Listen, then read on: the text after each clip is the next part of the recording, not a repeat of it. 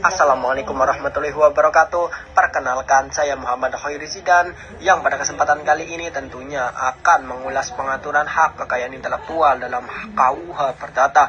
Halo semuanya, selamat datang kembali di channel kami. Pada video kali ini kita akan membahas topik yang sangat menarik, yaitu pengaturan hak kekayaan intelektual dalam KUH Perdata. Sebelumnya perkenalkan terlebih dahulu, saya Muhammad Khairi Zidan dari jurusan Ilmu Hukum UIN Wali Songo Semarang yang tentunya akan membawakan topik pada kesempatan kali ini. Mungkin banyak di antara kalian yang bertanya-tanya bagaimana sebenarnya hak kekayaan intelektual diatur dalam Kitab Undang-Undang Hukum Perdata atau yang biasa kita kenal dengan KUH Perdata. Nah, di sini saya akan mencoba mengulas secara detail korelasi antara KUH Perdata dengan hak kekayaan intelektual atau sering disingkat dengan HKI. Seperti yang kita ketahui, HKI mencakup hak cipta, hak paten, hak merek, hak industri atau yang biasa kita sebut dengan desain industri dan lain sebagainya. Namun, yang menarik adalah bahwa KUH Perdata sebagai hukum perdata umum di Indonesia sebenarnya tidak secara langsung menyebut istilah HKI ataupun mengatur spesifik mengenai hal tersebut. Lalu, apa korelasinya terhadap HKI atau hak kekayaan intelektual? Mari mulai dari pasal 570 KUH Perdata.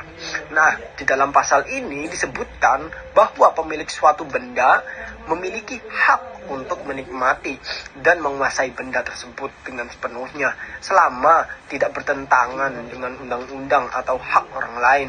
Jika kita berbicara tentang HKI, hak-hak ini dapat dilihat sebagai benda tidak berwujud, misalnya hak cipta atas sebuah karya, paten atas suatu penemuan, atau hak atas merek dagang yang diciptakan. Semuanya adalah bentuk-bentuk kekayaan intelektual yang memberi hak eksklusif kepada pemiliknya untuk mengontrol penggunaannya. Lalu, pada dasarnya, prinsip kepemilikan yang ada dalam pasal 570 KUH Perdata ini berlaku juga untuk kekayaan intelektual, meskipun benda yang dimaksud tidak berwujud secara spesifik. Hak kekayaan intelektual dapat dianggap sebagai bagian dari hak milik yang memberikan hak eksekutif kepada pemilik untuk menggunakan, menjual, atau bahkan melarang orang lain untuk menggunakan tanpa izin. Nah, ini menunjukkan bahwa prinsip hukum perdata yang berlaku atas kepemilikan dapat diterapkan secara luas, termasuk dalam konteks kekayaan intelektual. Selain itu, ada pada pasal 499 KUH Perdata yang juga relevan dalam memahami posisi HKI dalam hukum perdata. Pasal ini menyatakan bahwa benda adalah setiap barang dan hak yang dapat menjadi objek hak milik. Ini berarti bahwa tidak hanya benda fisik yang dapat dimiliki, tetapi juga hak-hak tertentu yang bersifat abstrak seperti hak cipta, paten, atau merek. Dengan kata lain, hak kekayaan intelektual meskipun tidak berwujud tetap dapat dianggap sebagai benda dalam pengertian hukum yang memberikan pemiliknya hak eksklusif atas objek tersebut. Definisi ini memperkuat pengertian bahwa kekayaan intelektual termasuk dalam cangkupan benda yang diakui dalam KUH Perdata.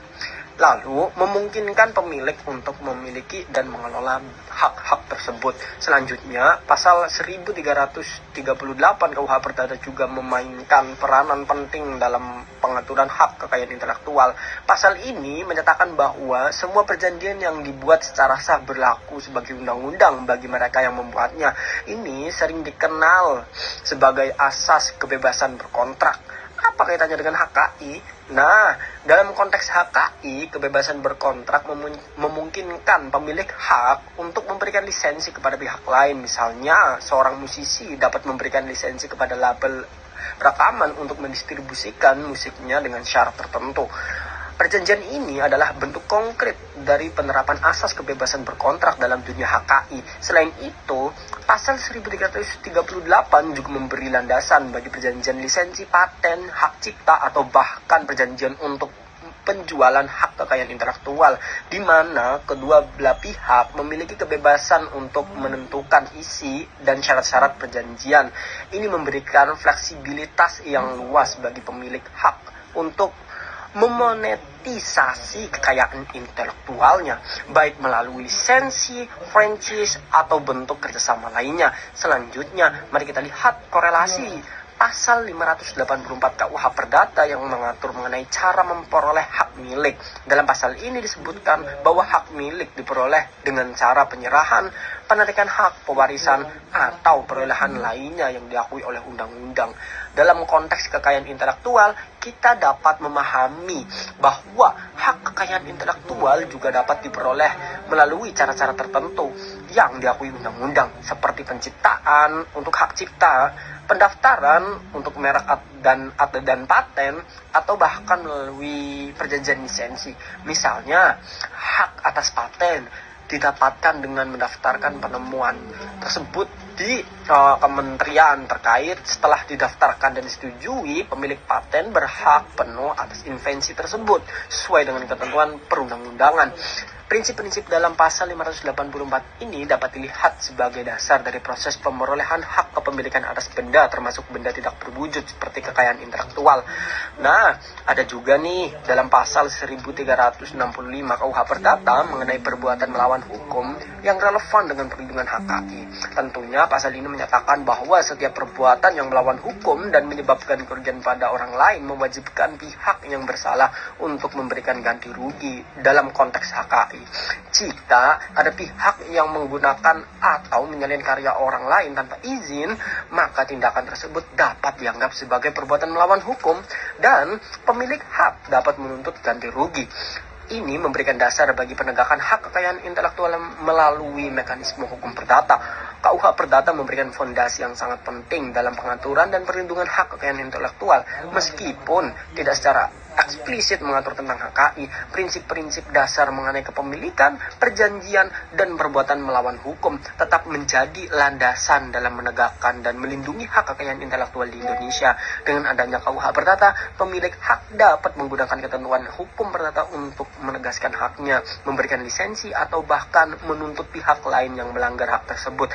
Demikianlah ulasan saya mengenai pengaturan hak kekayaan intelektual dalam KUH Perdata. Semoga penjelasan ini bisa memberikan gambaran yang lebih jelas sebagaimana sebenarnya hukum perdata, khususnya KUH Perdata, berkaitan dengan perlindungan hak-hak atas kekayaan intelektual. Jangan lupa untuk like video ini, share jika menurut kalian bermanfaat, dan subscribe untuk konten hukum menarik lainnya. Sampai jumpa di video selanjutnya. Wassalamualaikum warahmatullahi wabarakatuh.